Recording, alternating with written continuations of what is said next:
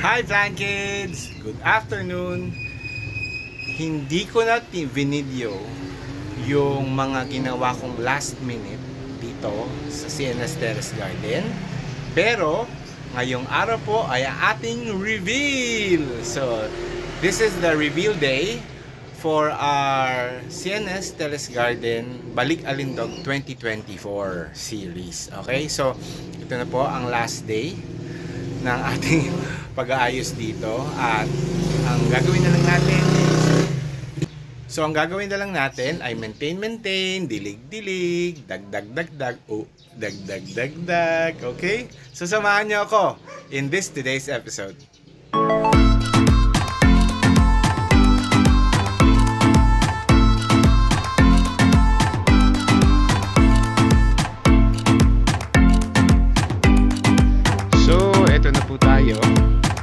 On this part, napakita ko na sa inyo yan before.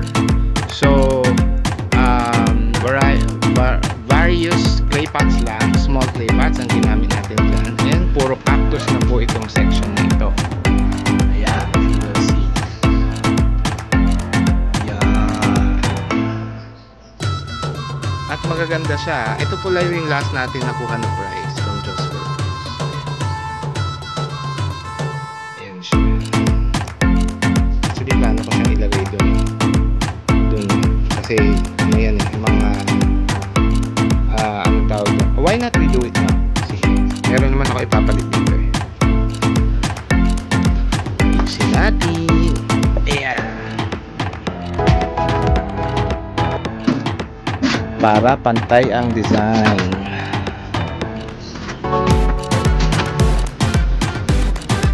Ay, hindi pala pantay. Wait lang po.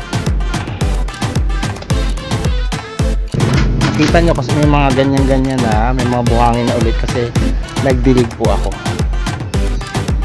Ayan. So, ayan, dali ito yung konti. Ayan, para nakikita nyo yung buong ginagawa.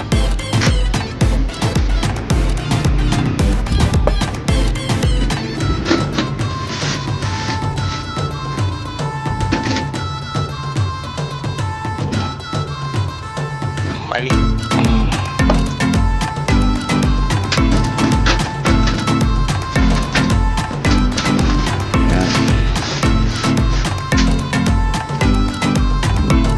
Tama pala. Ito pala. Ayan. Tapos ito. Sa gitna.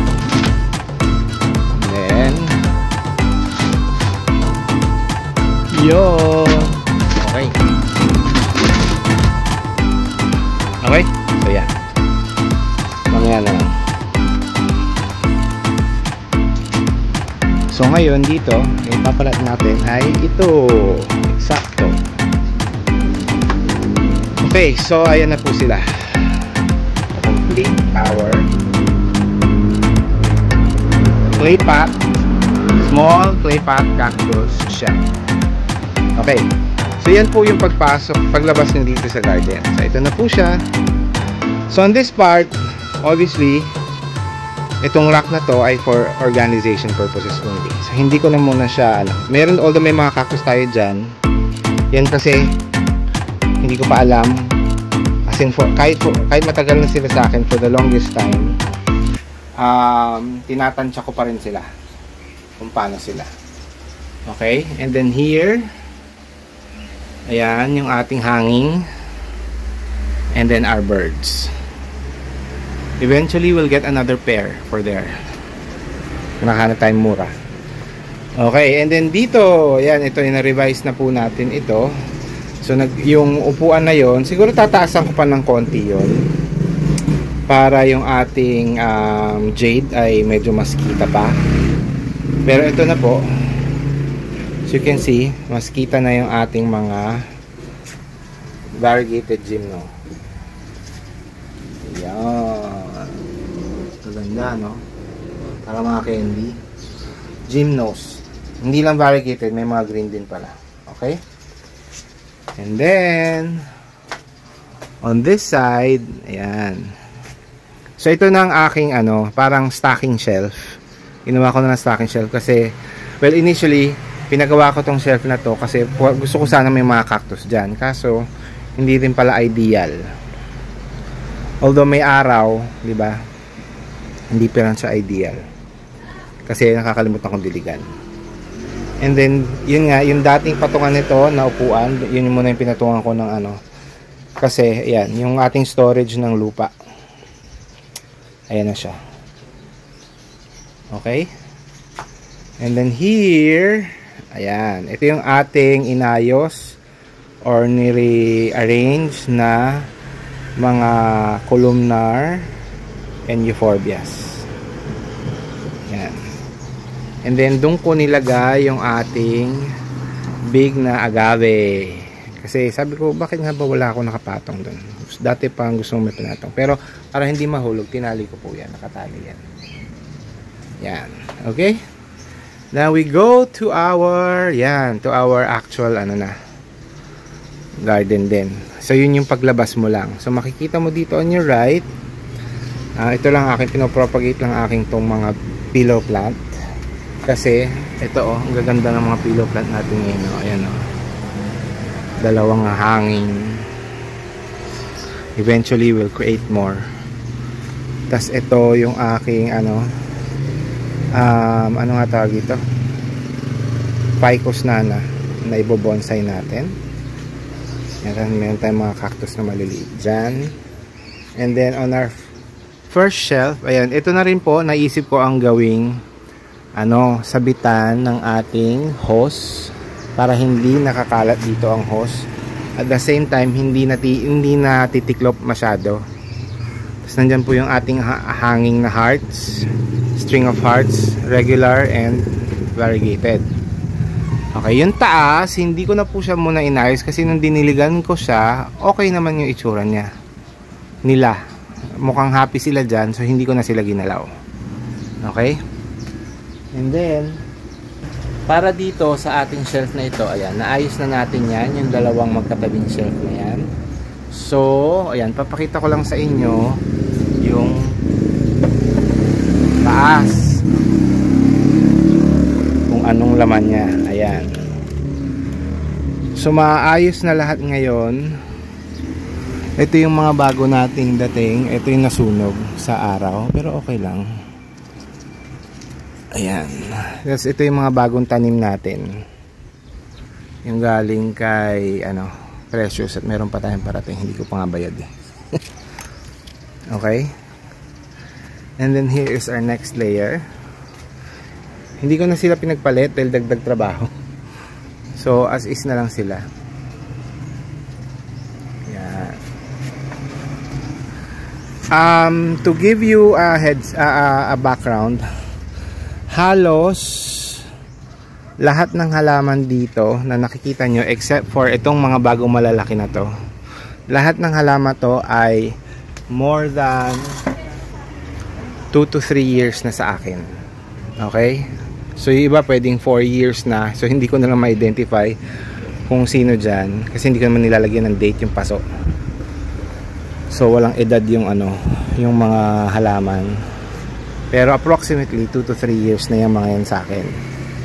Ito, kasing edad nung kasing edad to si Ben Buddies, kasing edad to ng aking bahay.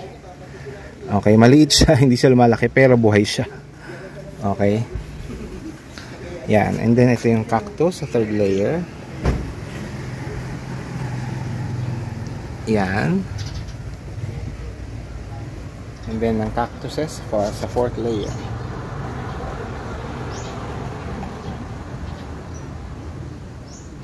Yan. Plano ko palang bumili ng dilaw nito tsaka puti. Kasi ito yung parang brown eh. Magnificum. Okay? Let's go to the... Ito naman po yung aking... Well, anyway, pakita ko na rin sa inyo yung taas. Ayan. Ayan yung taas. Sabi ko sa inyo, di ba? Hindi siya ganun kapangit. Actually, magaganda siya. Ito yung ating Myrinae. Surprisingly, pakita ko sa inyo ating Myrinae. Buhay na buhay, makapal na makapal ang ating Mirinay, di ba? Galit na galit sa araw yan. Ang ganda. Yan. And then, ito yung ating mga aloe and agave na kailangan natin pabawiin.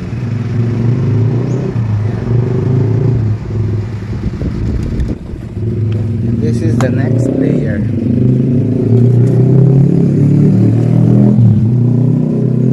Puro cactus naman yan.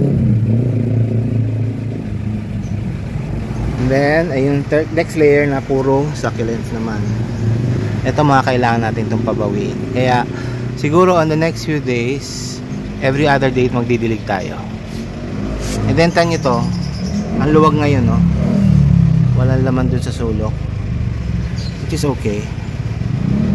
Okay. Next naman, ito yung ating nirevamp. Well, hindi, in-update lang na planter ng aloes. Ginawa ko ng aloes. Ito oh, dinagdagan ko ng 2 aloe. Tinanggal ko na yung iba. Tapos ayun, may aloe pa rin tayo doon. Tapos may isang cactus ako nilagay sa likod. Sayang kasi yung space. Tapos wala na makitang aloe na extra natin. Okay. And then here is our clay pot corner. Ayan. So nailagay na natin dito yung ating malaking cactus na to na bigay ni Rona.